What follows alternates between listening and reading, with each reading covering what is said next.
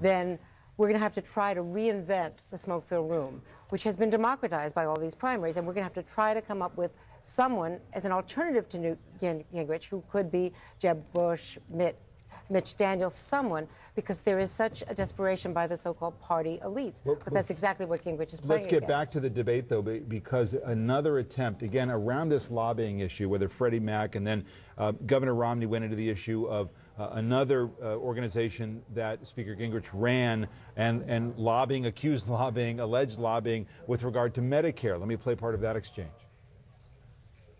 You have congressmen who say that you came and lobbied them with regards to Medicare Part D. At the same time, your senator was taking in contributions. Let me be very clear, because I understand your technique, which you used on McCain, you used on Huckabee, you've used consistently, okay? It's unfortunate, and it's not going to work very well because the American people see through it. Here's what's a problem, and that is if you're getting paid by health companies, if your entities are getting paid by health companies that could benefit from a piece of legislation, and you then meet with Republican congressmen and encourage them to support that legislation, you can call it whatever you'd like. I call it influence peddling. The big question, Andrea, is whether what happened here tonight is going to impact the race here in Florida. I don't think it's going to change the fact that the momentum is all in Newt Gingrich's favor. And he chose that opportunity also to make a case for Medicare. He's talking to Florida with so many elderly citizens. He took every advantage. He proved tonight he's a very good tactician in debate form. By the way, a quick little, I thought, general election note, I thought it was fascinating. When Gingrich got the opportunity to talk about the DREAM Act, would he do what Romney had said, veto the DREAM Act? And Gingrich basically said no. You know, he talked about the things, but he was able to say no. And Romney realized, oh no, he's getting to the middle on me on immigration. He said, wait, I actually agree with Speaker Gingrich. That's the part of the DREAM Act I don't like either. It was just a fascinating moment because there was some odd answers on immigration, include that line about self-deportation, right, which, of course, got a lot of odd Twitter reactions, like, what does that mean? On one hand, I think he was trying to explain it, but it was an awkward, one of the more awkward moments, I think. Not to mention pure cane sugar and beet sugar, which I think is a whole different debate. Welcome to Florida, David. Right. Come on, exactly. Buddy. I want to get to the other issue, which is taxes and the tax records that Governor Romney is going to release. He said he wouldn't want to go farther back, that he disagreed with his father on giving 12 years, that he'll do a couple of years. Let me play a portion of his answer on that, and we'll talk about it. Across this country tomorrow, when people learn the details of the tax return you release, and of course you'll be under pressure to release more years after that, nothing will stick out, nothing will emerge that'll be talked about by this time tomorrow night. Oh, I'm sure people will talk about it. I mean, you'll see my income, how much taxes I paid, how much I paid to charity. You'll see how complicated taxes can be, but I pay all the taxes that are legally required, and not a dollar more. I don't think you want someone as the candidate for president who pays more taxes than he owes. Now, this is important, Andrea, because clearly what the headline is going to be, it's going to show, despite a lot of wealth, that he paid at a 15% tax rate. He paid a 15% tax rate, and his financial disclosures, before he even releases the taxes, show that while he's going after Newt Gingrich about Freddie Mac, he has a $500,000 investment, which includes investments in both Fannie and Freddie. So he's invested in both of the housing mortgage companies, the agencies, that he is now criticizing Newt Gingrich for working for. And how about criticizing Newt's tax plan for saying, hey, under your tax plan, I wouldn't have paid any taxes. Right. Almost trying to get back on this side. I think you saw Romney have that 1 foot in the general mode and 1 foot in the primary mode on a few answers, and that was one of them going, whoa. I do believe I should pay some taxes. But the big issue with a minute left, Chuck, is whether you think Governor Romney spent enough time not just going after Gingrich, but trying to define himself, trying to build himself up and connect with voters in a way that he hasn't. Think about the last question that Brian asked him about what have you done to advance the conservative cause. That's his chief problem, right? Yep. Being the leader of this Republican Party in this time. And he was talking about, he went to his family first, and he talked about, I think his struggle to answer that question, I think it illustrates the central problem he still has in this primary, which is connecting with conservatives. Thought on that? My thought is that he still has not defined himself. And it's partly the conservative issue, and it's partly you don't know who he is. You sort of know who Newt Gingrich is. He's the fighter, he's the feisty one. Today he was less feisty, more presidential. You don't really know yet. People don't know who Mitt Romney is. A final note that I think was an interesting subtext that I think Brian very effectively coaxed out of these candidates. look at that political flirtation between Gingrich and Paul. I mean, it's really because for the first time we've seen right. it. The mating Gingrich game. is talking about the Fed, auditing the Fed, and Paul, seemed to like it. All right, we're going to leave it there. We're going to take a quick break. When we'll come back, we will rejoin Brian Williams. We'll also take a look at life on the road with our young and exhausted road warriors, the NBC News campaign embeds, the class of 2012.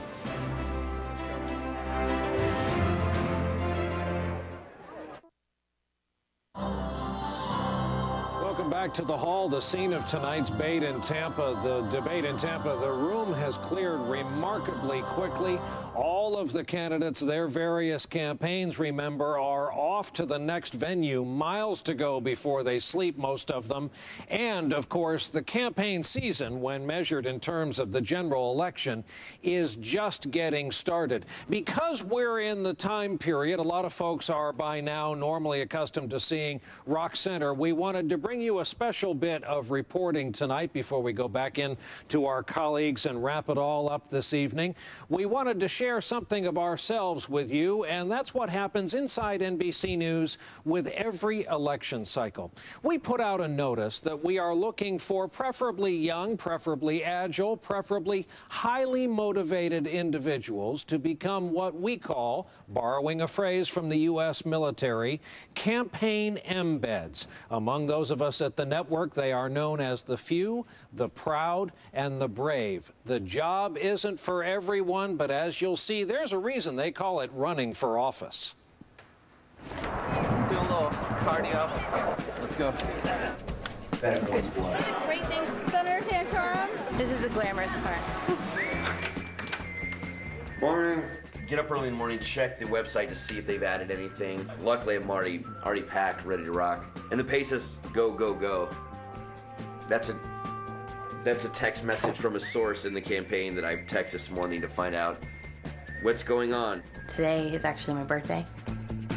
Speaker Gingrich is actually staying literally 3 doors down. How are you? I'm doing great. How are you? You awake?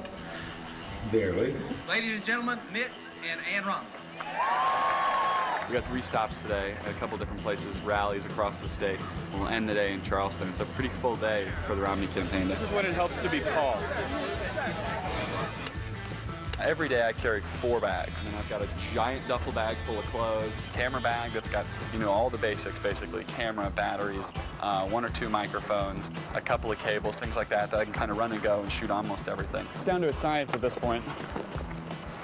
It's not a particularly stylish look, but it gets the job done. All right, Dr. Paul, how do you think your message is being received here in South Carolina? I loved it. I think I have access to Dr. Paul with these interviews because I've been covering him since July when nobody else was.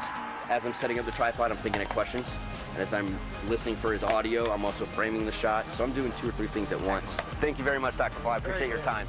I'm just grateful that I got a couple minutes with the candidate. Not many embeds get to do that.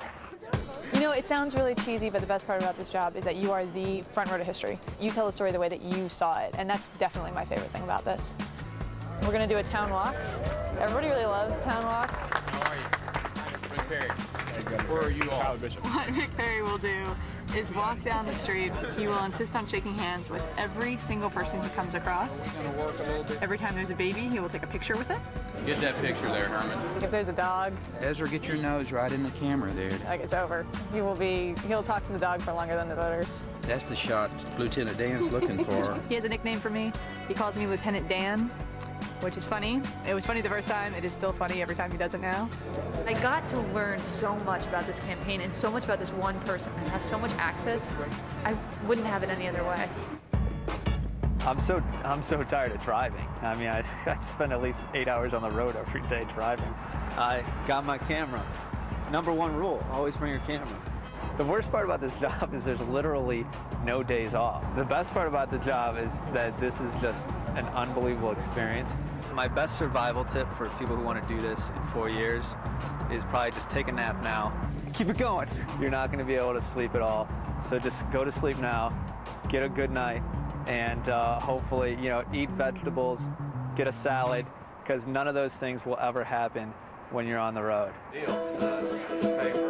it's sort of like this weird fraternity thing because only sort of these people have any idea what it is we do for a living. You know, you can try to explain it to your family, you can try to explain it to your friends, but unless you've been out doing it, it doesn't make sense. What do you mean you're working 24 hours a day, 7 days a week? Yeah. What do you mean you took a nap at a rest area? If you've ever taken a nap in a parking lot, you're not really doing this job correctly. Right. First of all, we have to say happy birthday to Alex. Working your way through your birthday. Professionalism at its best. I guess he knows it's my birthday. Hi, I'm Alex Moe. I'm Andrew Rafferty. I'm Jolene Kent. I'm Anthony Terrell. I'm Carrie Dan. I'm Allie Weinberg. I'm Garrett Hake, and we are your 2012 NBC News campaign embeds. That was fun, guys. I'm totally going to end up with more Twitter followers than either of you. No. Because you've done. We're back, and because they're young, they're still standing. But trust me, they truly are the class of 2012. So is it when a candidate drops out, do you guys think immediately about your friend, the embed, and not the candidate? Everybody gets, courtesy condolence calls to make sure everybody's doing okay. You end up being up all night to cover it. And so, yeah, absolutely. Everybody's looking out to make sure their people get to stay in the game a little bit longer. And now be honest, is the expectation that you've worked so hard for the mother company, you'll convert this into paid employment someday? Well, that's what we hope. We hope there'll be a unit of political embeds that they can carry on past this 2012 campaign season. Belated happy birthday. What's the #1 consumer product on the road without which you could not do? Absolutely coffee. Preferably Starbucks. A grande skim, no water chai. But, we take whatever we can get when we're on the road. I thought you were going to say like an iPhone or something. And when was the last time, since we heard about sleep and 8-hour drives, when was the last time you got, I won't even ask about a solid 8, 7? No comment on that, but I know that I have to be up. Rick Santorum's first event's at 9 a.m. tomorrow, and it's a 3-hour drive, and you mathematicians can figure out how much sleep I'll get. I think you just told me I'm keeping you. Our campaign embeds, a remarkable group we've been wanting for some time to share their story with you. David Gregory back into that room with what is emerging as the consensus early on. And I can just say, Brian, that I've never seen Rafferty look that good as that interview he just did with you. Brian, I think this marks a new phase of the campaign. Governor Romney is now on the offensive against Newt Gingrich. His strategy in Florida is to neutralize the Gingrich threat to his campaign, and he's going to do it now. I think he laid the predicate for it here. I think another big part of tonight is that Newt Gingrich did not take the bait, that he had a much more middle-of-the-road strategy, trying to reach independent voters and trying to dust off the offensive that came from Romney. So I think that dynamic is what's going to continue to build here in Florida and go on the road. And yes, Romney will be on the defensive again tomorrow. He releases those tax records. Brian? All right, David, I should mention that our advance age, all of us are off to Washington tomorrow. State of the Union coverage tomorrow evening, of course. Again, our thanks to everyone here in Tampa. Our thanks for you to watching. That will wrap up our political and debate coverage tonight and our special edition here of Rock Center. Your late local news begins now. On behalf of our team here in Tampa, Florida, I'm Brian Williams, NBC News. Good night.